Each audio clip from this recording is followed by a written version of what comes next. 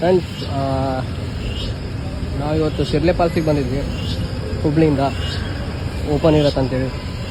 ಇವತ್ತಿದು full ಜಾಸ್ತಿ ನೀರು ಬಂದು ಕ್ಲೋಸ್ ಆಗಿದೆ. ಇಡ್ಗುಂದಿ ಹತ್ರ ಮನ್ಸಿಕಾರಿ ಉಪಯೋಗ ಬರುತ್ತೆ. ಫುಲ್ ಡೌನು 5 ಕಿಲೋಮೀಟ್ರ್ ಡೌನ್ ಹೋಗಬೇಕು.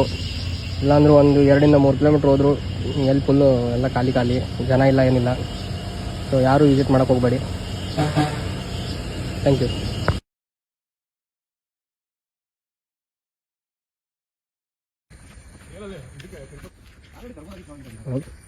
ಹೌದು